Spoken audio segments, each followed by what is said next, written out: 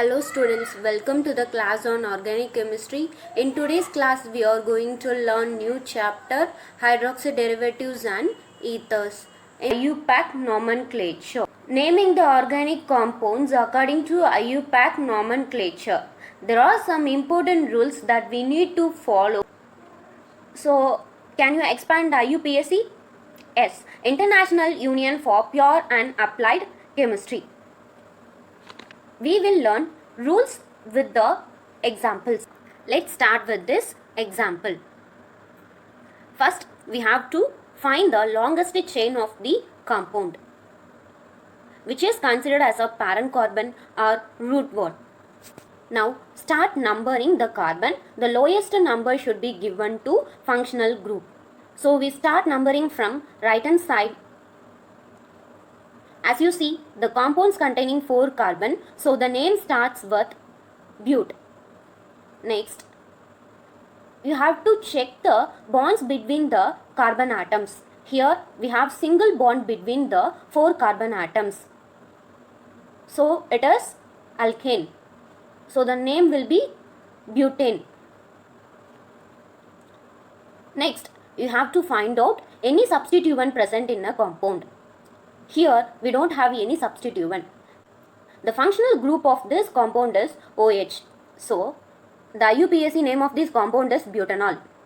The OH group attached to the compound in first position. So, the name becomes butane 1-ol. Now, you understand the rules with this example. First, you have to find out the longest carbon chain. Next, you have to numbering, but priority will be given to functional groups.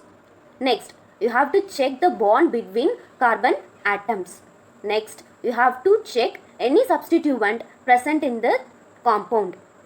Then you have to identify the functional group. Next, we move on to another example. CH3, CH, CH3, CH2, OH. First, we have to find out the longest carbon chain. If you select this will be the longest carbon chain, it is wrong because this carbon chain does not contain functional group. So, the longest chain should include functional group. So, the longest chain of this compound is CH3, CH, CH2. Okay, next you have to start numbering. The numbering starts from the functional group which is present in the right hand side. So, 1, 2, 3. So, this compound contains 3 carbon. So, the name starts with prop. Next, you have to check the bond between these carbon atoms. Single bond is formed between this carbon. So, propane. Next, you have to check any substituent present in this compound S.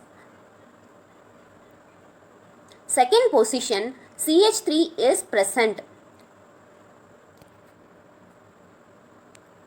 We know that CH4 is methane. If you remove one hydrogen from that, you call it as methyl. So, the name starts with methyl. The position of the substituent is 2. So, 2-methyl propane. The functional group present in this compound is alcohol. E will be replaced by OL. So, the IUPAC name of this compound is 2-methyl prop 1-ol because OH is present in first carbon. Now, you have to understand the rules with this example. Next, we move on to another example here. So, first we have to find out the longest carbon chain. So, now start numbering. 1, 2, 3, 4. So, the name starts with but. The bond between this carbon is single bond. So, butane. Next, you have to check any substituent present in a compound. Yes.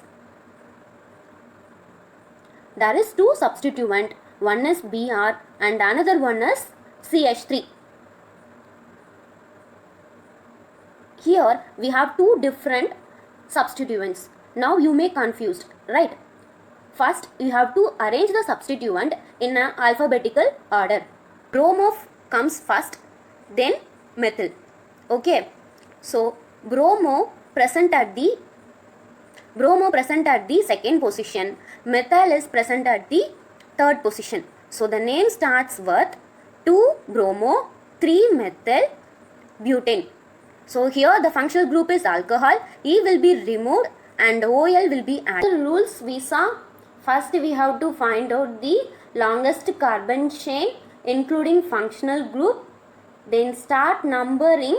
The lowest number will be given to the functional group. Next one, name the substituent, then how to write the name which is given below. First you have to write the substituent which is prefix, next root word, that is parent carbon. Then you have to add primary suffix which represents saturation or unsaturation of the carbons. Next you have to add secondary suffix which represents the functional group. Here the functional group is OH, so you have to add OL. Okay, thank you.